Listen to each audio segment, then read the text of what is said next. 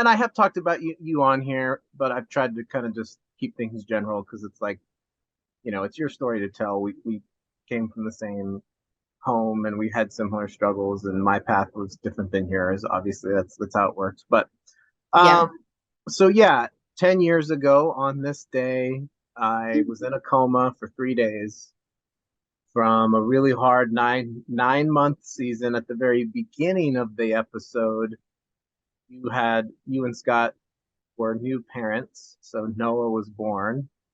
Yeah. Halloween 2012, and literally my episode happened like a few days later. Right. And yeah, I was in Kansas City for the first 2 months. I went to the hospital on my 27th birthday, and I came home, and it was just me and mom in Laguna Niguel, and then you and Scott were, an hour away. I didn't have a lot of friends. Long story short, at the end of this really hard episode, what was especially difficult about it was a lot of suicidal thoughts that seemed to not go away, not a lot of relief. Um, and so yeah, I ended up in a coma because I tried to. Well, I didn't try. I took all of the medicine that I had, and anyway, so the point of this is not to go and relive the trauma, but just to, what was going through your mind, Monday night, May 6th, when you found out about this, and then, that whole week, May 9th, 10 years ago on this day, I woke up and I didn't have brain damage, I didn't have memory loss. I was you and Scott, Noah, mom were like the first people I saw. Wow. Couldn't talk for the first like hour because they were taking stuff out of me, and then my Kansas City friends were there. Most of the people that were there were people that I knew through you and Scott that were there being supportive, Karina and just tons of people, right? But yeah, I've never had you on the podcast, and I think it's kind of just an interesting question. Like, what was and you and I were talking a lot in my episode too. I mean, I talked to you like multiple times a week, on the phone because, I didn't have a car. You were like an hour away, and you were a new mom and you were helping me too, So I know that's a Yeah. good question, but what were you feeling, you know? Yeah. Well, Jared, just first off, I just want to say, wow, I can't believe that was 10 years ago. And it's just so good. Like I get a little teary-eyed because it's so good to look into your eyes today that you're here with us. And that really, in my mind, that you survived that time is an absolute miracle. So I just, first just taking in this moment, looking at you and just feeling this tremendous amount of gratitude that you're here, that we're together after 10 years. Like, so, Yeah, you had your oh, 30th birthday party right before this happened. right. Like I had my big 30th. And then recently, obviously, I had my 40th birthday. So it was like, wow, I can't believe it's 10 years and have a Yeah. 10-year-old. But, you Yeah. know, what I was feeling, I got the call from mom 1 a.m., 2 a.m. or so in the middle of the night. I thought, I was used to being the on call emergency for Viola. So I actually thought it was a call like that of a suicidal student because I had been on, for 8 years, I was the Oh, on wow. call, yeah, on call RD. So when mom called me and she was crying and telling me, I just immediately, I think my first response was I just kind of froze. Like I didn't know what to do. I guess when people say, you freeze, fight, flight, whatever, I Well, just, shock is probably a yeah, it shock was just too. like total Yeah, shock. right. Um, but, once I got through that and was basically on my way to see you, I mean, the thing I just felt was so much sadness and so much grief because I just thought, here's this my buddy, my friend, my brother, the person that was been by my side my whole life. Yeah. and knows every single thing about our family, right? And there's no other person like that because we don't have any other siblings, right? And so dad and mom and then the struggles that we had growing up. And so I Yeah. just felt tremendous amount of sadness and grief of just going, I cannot lose you. Right. I cannot be alone in what feels like only you get with growing up, you know? Yeah. Um, I also, at that time I had been through my own major depressive episode. And so I just felt like I survived that time and just felt like, no, you're going to get out of this, Yeah. And so Yeah. I just was hoping and praying for a miracle that somehow you would make it so that you could see that you can move forward in life, with this disease, illness. Right. That's a little bit of what I was feeling. Wow. Yeah, well, it's good to look you in the eyes too.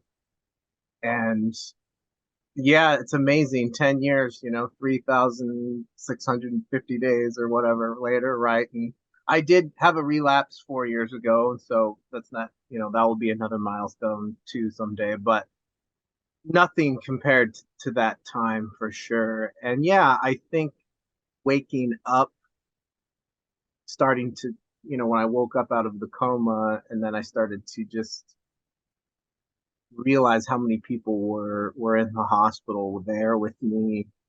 And I think what makes these things hard for people, that you learn this when you go to hospitals or do in recovery, is who are the people that are there for you when things are hard, right? It's kind of easy to support people when things are going well. I mean, that just seems more natural to us as people. Like, yeah, I'll go to your birthday party. Yeah, I'll go to your wedding. But wow, when things are rough, I don't think we always know how to handle that. And I was telling mom that people have always loved me, you know, and that feels sort of kind of narcissistic to say or something, like to say that about myself, but it is true. And I think what made that time so hard was, I didn't have a lot of love for myself. I was low on self-love, and sure, what I was going through was very complicated. It wasn't just like, hey, you should forgive your dad and then you'll snap out of this, or hey, you should believe that you can change, even though I did make it through and things did change and things did get better. So, but also you guys, you and Scott, I mean, and you guys, you gave me a lot of advice in that time too. I don't know if you remember things that you said 10 years ago. And I think some of it was coming because you're right, you had an episode in 2011, right? Just a couple years before this, a few years before. And so I think you were probably saying a lot of things based on what you had just went through too, Mm. about how things can change. And I remember one time we were talking and you were like on the treadmill working out or something, and he was like, "You got to do the work, you got to do the work," or something like that while you were like working. Oh, Not a geez. Peloton, people, just a regular treadmill, God, but Lord. yeah. And so anyway, it's just really the purpose of this is just to connect and hang out on this day and Yeah. memorialize it. But also, I love you deeply, and I know we just saw each other at Disneyland, and but you've also inspired me. And Scott, I mean, you guys are been married almost 20 years, and it's just amazing that I don't know what I would have done. I mean, mom was there for me too, but you guys were, mom, you and Scott, that's the top of the list as far as people who were there helping me. Yeah. So what have you learned in the last 10 years about yourself and about, um, what's helped you stay stable, because you do a lot. You have four boys now. At the time, you only had one, 10 years ago. You are a businesswoman. You like doing the real estate thing. I mean, you're not, how do you, how do you stay, how do you stay stable? Like what helps you, you know? Yeah. Well, man, that's such a good question. And I mean, the first thing I can think of is just, I mean, God, just so much grace, right? That I think life is so hard. Life is very hard. And I think when you grow up and you've been through a lot of trauma, like we have in our family, and then you have, mental health running in our family lines of depression, anxiety, right? Yeah. Yeah. You have Well, some bipolar, but yeah, same thing. Yeah. Yeah. depression, anxiety, bipolar. Right. Right. It feels so unfair that, like, gosh, you have, this trauma growing up, and then you have in your family line, mental health issues, right? And you kind of look around, at least I did in my 20s, and I just felt like life was really unfair. Like, why did it have to be me that has, you know, essentially for me feeling like a lot of anxiety in times, or feeling that depression. Well, you realize that when you leave home too, also, right? Like it Yep. happened to me at IHOP. I was almost 22, just after 3 years, and you had struggles when you went to California, right, to school. So Yeah. you also realize that when you're on your own, and that's the other layer, like, oh, I thought I was going to be more like well equipped for this. Yeah. But I thought I was going to be well equipped for life. And then you go, Right, oh my gosh. So I think now what I know in the decade and staying stable is like, everyone is fighting a hard battle, and life is hard for everyone. right, Not everyone has a certain childhoods or necessarily has mental illness, but right. everyone is fighting a really hard battle in life. The default is not happiness. The default is not, it is struggle. And I think now it's like I've found so much meaning in the struggle. Right, right, Um, practically speaking, like I started going to therapy at 25. right. Um, and then was in therapy, consistently for a good 5 years every week. And then kind of took a break. And then uh, about 2 years ago, now going to therapy again once a month, which has just been so good. I think understanding, so I think therapy, realizing the bigger picture that a lot of people struggle and life is hard. I think, having having friends, having Scott, people to process, essentially like understanding my story, you know, how I grew up, what I feel, during the day. Yeah, yeah, And, you have these good friends that journey with you and they know your story, and even like an amazing therapist. Like I had a therapy session this morning and just struggling with, having 4 kids and running a business, and just this feeling like it's not enough, it's never enough. And then just unpacking that today with my therapist of like, yeah, when when did I experience that not enough, right? And so yeah, yeah. um Yeah, that can be a burden. I mean, that's very real for a lot of people.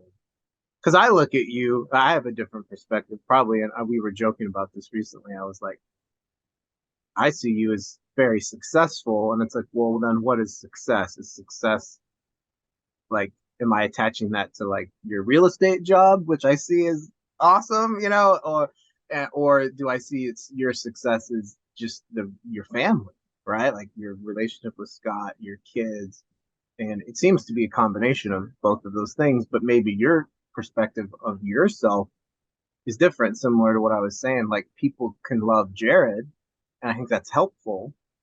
But what do I think about me? And I yeah. think the not good enough thing, did for both of us start when we were kids, right? It did start as this, we both wanted to be actors and be famous.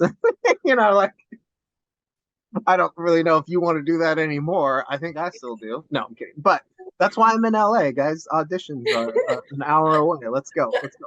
No, and anyway, I think you know what I'm saying. But like, yeah, it's interesting. I mean, I could see you and go, wow, that's a little strange. Why do you think that you're not enough? You have a beautiful home and a good marriage and good kids, and there's plenty of people that don't have good marriages and don't have good relationships with their kids. But do you think maybe you're just also on the journey because you don't want to recreate what we had as kids, like you want to do better?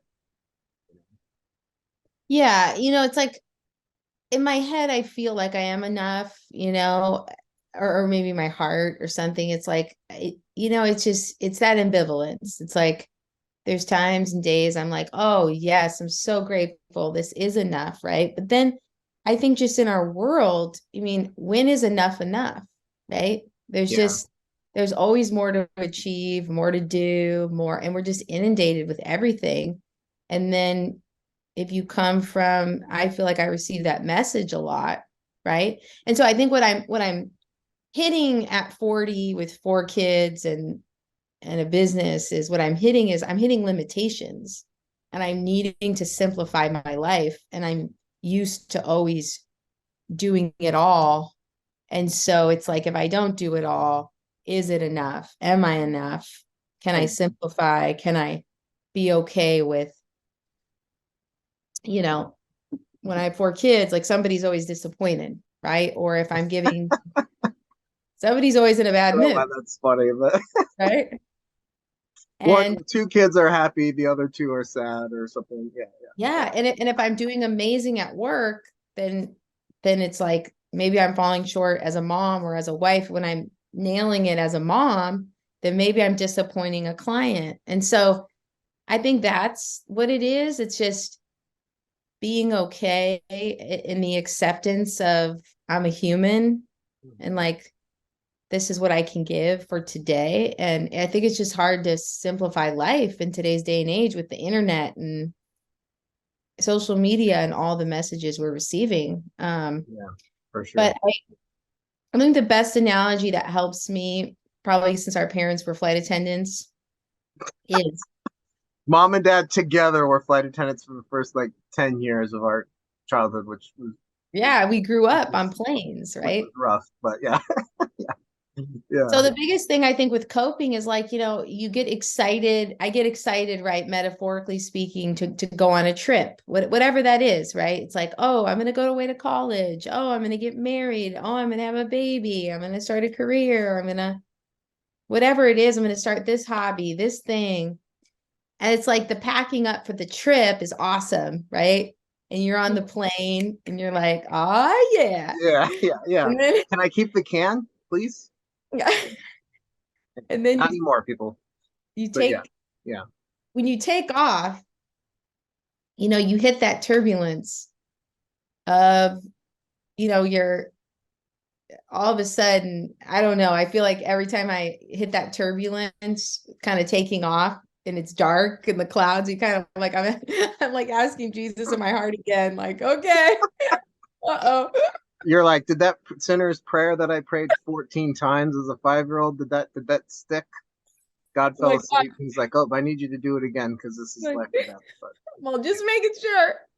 I mean, it just happened to me because I when we were going to California, all of a sudden, and it's like, oh my, but you're thinking the mask is going to drop from the ceiling. But yeah, then every time, all of a sudden, you get to clear blue skies and it's sunny, right? And I think that's now when you're younger and you go through hard times, you just feel like that turbulence, right? It's you're not going to get, you're going to crash, yeah, and you're not going to get above to the smooth sailing. And it doesn't really matter how many times I make it out of a hard time in that turbulence, it always feels like this is a moment. Oh my gosh, I'm going down. A little bit of, yeah. Well, I mean, that's normal. And then it might be a little, all or nothing kind of thinking, or all the things we do in our minds and stuff. But Yeah. But then you do reach and yeah, so I think having the fourth child, has been turbulent, right? It's been these feelings of like, wait, I was just in the sunny, clear ridgetop, looking out, feeling, and it's like, whoa, okay, this is turbulent. Like, this is a hard muscle to to have again, and there's some turbulence. But I think now I just know, okay, this is going. I'm going to come out of this, and I'm going to be flying high, right, in the sun. yeah. Only in the summer in Seattle, but yes, no. But yeah, no, yeah, and I think, back to advice you gave me in this time, and you weren't the only one that said this, but I felt like maybe I listened to you more than I listened to other people. No offense to all the people that tried to help, but you said that a lot. You said, look, you can't stay in an episode for forever, right? And what does forever mean? A really long time, right? Like that's the hard part when people are in these things where every day feels the same. Hopelessness gets piled on top of hopelessness and despair. You don't believe something that you don't have the power to correct, which is that like life changes and you can change at the same time. It's like seasons, right? There's always a summer, always a fall. Now depending on where you live, California doesn't, we don't have as much of a distinction. It's like, well, it's going to get hot. It's May. And I think we have a hard time accepting that about ourselves. And so it's not like do nothing, but sometimes the, the thing is you just give it some time. Like you can't stay stuck forever. And I think more the long-term plan is don't just do nothing, like go to therapy or get a vision for feeling better, right? Or doing better. And I think maybe that's what's missing with people too. They don't, all they know is trauma, right? Or all they know is anxiety. They don't know what it's like to not be anxious. Like that's a hard one. You can't really teach someone that. You need to kind of go out and experience, and so because yeah, so but yeah, we Well, I made think it. when Yeah, you struggle, yeah, well, when anytime you struggle, yeah, I think it's really hard to do the same things you do without when you're not struggling.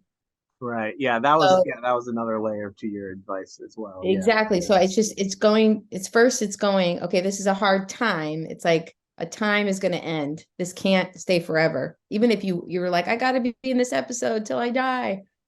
It's not going to happen. well, But yeah, I then the think second thing yeah, is, yeah, is the you can be in the hardest place. And this is something I try to teach my kids. It's like you can feel absolutely miserable and still do everything you need to do, right? yeah, it's true. Yeah, yeah, you said that a lot. Like, you gotta still go and do a workout, still call someone on the phone and talk, still pay your bill, or talk to your customer service person in another country, or whatever, right? You can still do well, yeah. And I think this is our we are we have emotions as people, we feel. And I think sometimes there's with bipolar or these things, yeah, people can say, well, you're an empath, you're sensitive to emotions.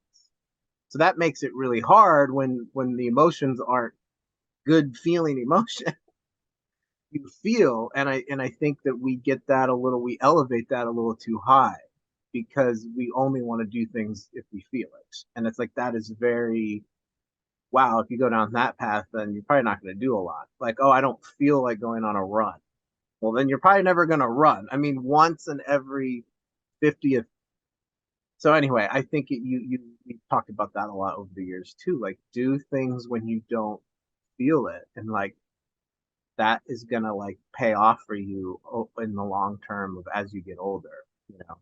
So Yeah, I think you look at these people, anyone you look at in life, you think, oh, that person has so much discipline, or that person's amazing. Most of what you see is just habits, you know? yeah, People just have really good habits. I mean, I just wake up every morning, I drink coffee, I journal, open up my Bible, open up, a book, and people are, how do you have a quiet time as a mom? I mean, it's honestly a habit. It's just, I just sit there and I've been doing that for so long. It doesn't feel like it deserves a medal or that I'm trying to do something different. But then, right, having these other habits feels so hard to form. But the right. minute the minute you all of a sudden are in a hard time, the only thing that feels good to do is you just want to sit and you want to think your way out of it. You're just like, okay, I'm gonna think my brain is gonna solve this somehow. Yeah, fight your thoughts with thoughts. Yeah. Yeah, yeah, And so you're going, I gotta get out of this. How do I get out of this? I gotta quit this thing, or I gotta do that. And you can't get out of it by thinking. And that's what's yeah, so hard. It's like you have to go through the hard time and keep stringing along good. If you go through your whole day and you do everything that you feel like you can't do. Because right. that's when I was in my episode, it's just like, I mean, I felt like it was impossible to go to the car wash. I felt like it was impossible to go to the grocery store. I felt like it was impossible to do anything, Hmm. but you keep stringing it along. And at the end of the day, you're going to feel a tiny, tiny better than if you sat in your room and you did absolutely nothing. Right. Yeah, yeah, But you don't necessarily, yeah, you feel terrible doing all that stuff, you know? yeah. And so you have to keep doing the next right thing and moving forward. Yeah, you've also talked about your marriage too. I mean, really, Scott, who has not been on the podcast yet, but someday. Scott has helped you a lot too, right? And maybe that's important for people too, like marriage, friendships with people. Like we usually also get better, the whole you're the average of five people you hang out with kind of thing, right? We usually Yeah. level up when we're also around people who are like wanting to make these kinds of changes too. I think that that's another layer, and that could be missing for a lot of people as well. There's a lot of loneliness that gets attached to all of this stuff, and you can still struggle and have friendships too. So I mean, I'm sure. Anyway, you've talked about that before too, like Yeah. being Well, I married think to I think Scott. Scott is a phenomenal at listening and empathizing. And I think that is a hard skill that, you're not really taught that in school. If your family didn't model good listening, who Hmm. who teaches you how to listen? What is listening? I mean, obviously Well, somebody, listening to respond is our default. Like, oh yeah, that's cool. I didn't really hear what you said. I got to give you my thing, and then you're like, did you even hear what I just said? yeah, like when Yeah. you share something about your life, you can either give out like a supporting statement, and that supporting statement would help somebody to keep talking about their own life, or you can give out a shifting statement, which shifts the focus back on you, right? And majority of people, unless you're really a trained therapist, or you're trained in that way, Or a coach. That's like a coaching thing. But yeah, yeah, you kind of hear somebody talks about themselves and then you shift it back to you. And it's not always bad, but I think when people are in a hard place, they want to feel seen, heard, and known. right. Yeah, you And can't always shift it because I know I've struggled with that where it's like, oh man, I don't think I'm really listening to people, or like I don't need to relate it to something that's in my life. I was laughing because I've done it on the podcast. Like, wait, all right, let's cut that out. That had nothing to do with what you said. well, I think when Yeah, when somebody's speaking, the idea is the next thing that somebody's saying is in your own words, you're really trying to articulate back what you hear the other person saying to make sure that you are understanding what they're saying. Right. Yeah, I So hear you saying. Yeah. so yeah, so somebody goes to this whole tangent and then you go and then you totally misinterpret it and someone's like, no, no, no, I don't mean that. And until that person really is saying back what they think you're saying, then all of a sudden that person goes, yes, like I feel heard, right? Right. So Yeah. it's like, Yeah. what is that person communicating? You know, like my kids, right? They are coming home at times and they're feeling very, you know, maybe they're feeling sad or angry about something, right? But it's like, you know, I think as a mom, sometimes you're just going, you know, you got to do your homework, you got to do this, you got to, you know, we don't have time for this. But it's sort of allowing them to empty out. It's like, okay, oh wow, you're angry. And then, Yeah. you know, when you're acknowledging that emotion in them, okay, man, you're really angry. Yeah. That would feel very hard. Then the way that I think you can turn it back to yourself for a brief moment is the empathy is going, yeah, like, man, when I was your age, school was exhausting. And I remember having a hard time with this, right? It's like a brief moment, turning it back to yourself. But then you're, you know, going back on them. And so I think people feel lonely because they don't really have people that are really good listeners, you know? And then now, obviously, you know, my best friend, Karina, she's a phenomenal listener. And now she is a therapist. So I am Oh, I surrounded. didn't know that I didn't know that she's doing that. I know Barry is a therapist. I knew that, but wow, I didn't know Yeah. Creed is a therapist. No way. Anyway, back to you. Okay, after this podcast, I will start working on No, it. no, no, no, Okay? no. Yeah. Nope. Back to you, Jared. After this podcast, I will change. May 10th. But for May 9th, we're gonna stay the same. No, anyway, so Karina, no. Yeah. Well, I think people want to be understood, Yep. right? And that can be a burden sometimes. Like I just always want to be understood. And it's like, how do people understand you? Well, you have to be vulnerable enough to give people the opportunity to try to understand you. And it doesn't mean that like everywhere I go, I say, I take medication, I'm bipolar, I've been suicidal. It does come out a lot in a lot of situations. And sometimes maybe it's not always helpful, right? And but other times it can be. And but yeah, I agree with you. I think we yeah. But I don't know. So I was gonna say about that. I just so Karina's a therapist. So talk about that. Yeah, no, I was just gonna say somehow I have all these friends who are therapists, so I don't know. It probably says something about me. I just need, you know, a lot of therapists. Well, no, but I think too, you have done a lot of therapy and you were able to get through what you were going through. I mean, obviously we're not going into a ton of detail here, but like you did try some medication, but you really were able to get through it without meds. And not that everybody needs medication, but I think more recently I've been very interested in people's stories that are along those lines, where they're able to kind of find another way, right? I don't have the answers of what the other ways are. I have some ideas like physical health.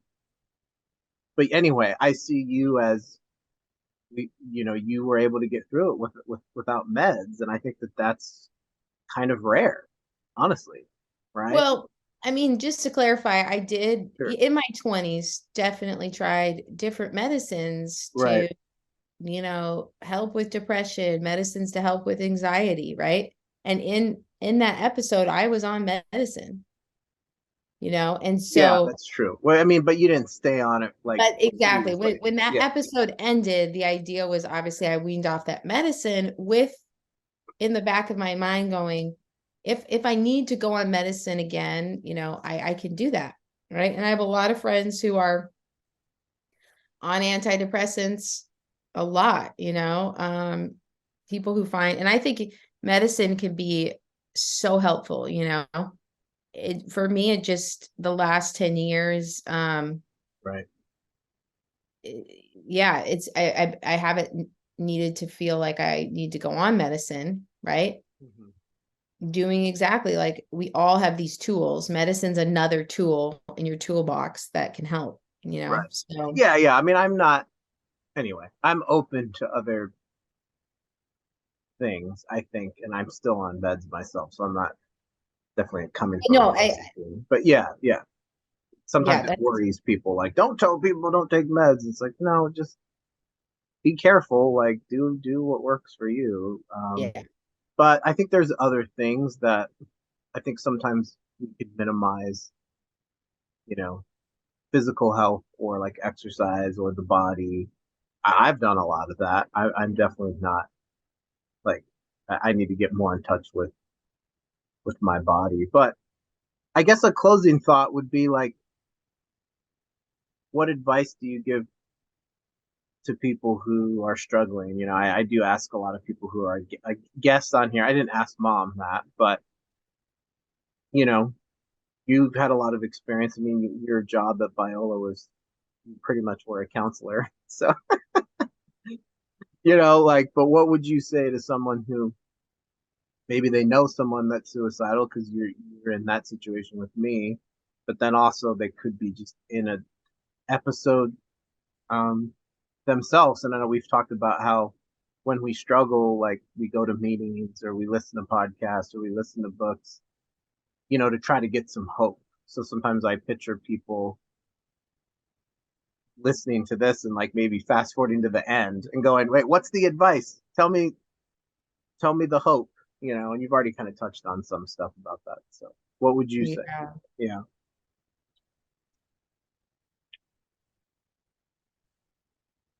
I guess, man, and gosh, I feel like I've been in the same boat as you, where I just want to fast forward, like just tell me what to do, right? Yeah. Yeah. Yeah. Yeah. That's a And hard I one. just, gosh, I'm just feeling that inside. Like it feels like that moment where the lights are out and everything is so dark, and you're just like, how do I get the lights back on? How do I get life to look like it did before? Yeah.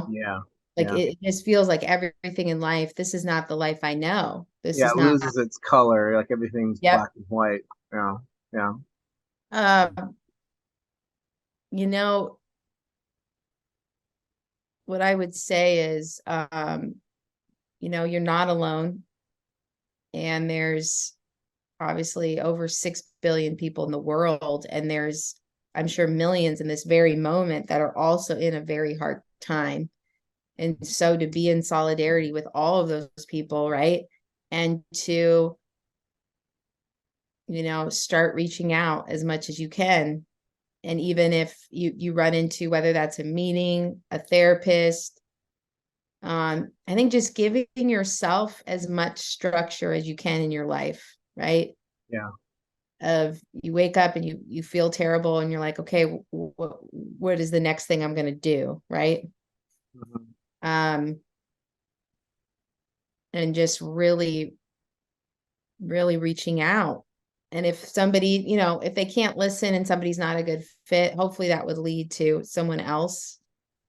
But it really is, you know, the people around you, of these meetings, therapists, any type of work you can do. It's it's that action, right? It's like when all else fails and you just feel like you're not good at doing anything, it's like you can start reaching out. You can go to coffee with people, right? You have to reach out to others. Even if you're, your random old lady neighbor who you feel like doesn't understand you, it's like Yeah. go up, go to You'd be coffee with her. surprised. You'd be surprised. Yeah. Just any, because I think it's the isolation, right? And it's the Mhm. not having that any kind of structure. Yeah. Um, so yeah, that would be one of them. And then, I mean, anything you can do with your body, moving your body. Like I saw that there's a video going around Instagram that, when you're exercising or you're in nature or you're moving, that your body actually produces, it's like hope molecules. Like, Yeah, it's the same as taking legitimately. an antidepressant, is what Yep. some people have said. Maybe that's like an oversimplification, but 45-minute run is the same as Wellbutrin, and it's like, no, I'd rather take the pill. I don't want to run or run Yeah. in the sun and then do some deep breathing breath work for 10 minutes. Just try that for like 7 days. I guarantee you'll feel better. Yeah. But yeah. So exactly. It's like I took that really good course called The Science of Well-Being. It's a course, I think they offer it for free at Yale. And Okay. talk about um essentially the science of like how do you have a good well-being, right? And it's like there's gratitude, it's getting sleep, it's exercise, it's social connections. They talk about gratitude, savoring, meditation. So, I mean, it's hard because when you're in an extreme hard place, I mean, obviously you're not going to be practicing breathing and going to 24-hour fitness, like, with your hair in a ponytail. It's like, Instinctually, no, you're not, but you got to kind of maybe so fight it's some of that. But like, yeah, when you're in the hardest place of your life, you can't just practice gratitude and pick up a book. It's going to feel impossible to do those things, right, right? right. So I think for me, the easiest when I'm in the hardest time is picking up the phone and calling people. And then it's, trying to exercise and just telling myself, okay, today I'm in a storm, I'm in 10-foot waves, it's dark, and the storm's gonna roll out. Tomorrow's gonna be a different day, and I'm not gonna make major decisions in desolation. And this storm can't last, and then usually, out of an episode, it's like his mercies are new every morning. There does feel like hope in the morning, you know. Yeah, When you're in a major episode, it won't feel like that. yeah, And then you're gonna just keep doing the same type of thing, structure every day, the next right thing you can do, and you'll get yeah, out. yeah. That's beautiful. Yeah. So, well, thank you for being on the podcast and being on YouTube and wherever this goes, Instagram, Oh, great. if you're okay with that. Um, That's fine, Jerry. okay, cool. Well, anyway, let all your friends know in Poulsbo all your problems. We'll just cut out anything that is no. Um, no, but whether we did this podcast or not, I mean, today's a special day, and I do appreciate you coming on here. It's fun to talk. And you have anything that you want to promote? I mean, anything. I do usually ask people that, but sometimes people are just like, find me on Instagram. You're Anything I want to oh, I love it. any Um, books, any memoirs? No, I'm just kidding. no, the thing I will promote, one thing I'm a big believer in, obviously with my career, is I am a big believer in home ownership. So if you feel like, doesn't matter where you live, if you feel like I need to own a home one day, right? How do I even start? Like that's a conversation I'd love to have with someone, because I wish when I was in my early 20s, I bought homes and I didn't know all that information until my mid 30s, right? So, Okay. or like my Yeah. early 30s. So, yeah, that's my promotion, is that I want everyone to own a house and more houses, and that's where I think wealth is built in home ownership. And Yeah. it's also, I mean, home is very special. It's like our stories and where we Yeah. have our memories. So, Yeah. So tell us how many homes you've sold. No, I'm just kidding. Give us the stats. No, I'm joking. But no, that's awesome. Yeah. you can Google me, Jared. Alyssa Ahern and Scott Ahern, and now your website's on here. Yeah, but that's my Instagram. big promotion.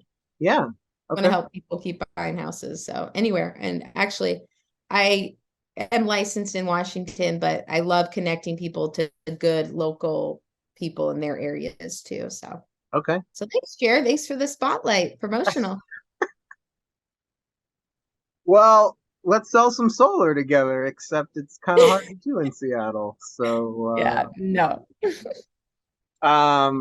well, I'm not 100%.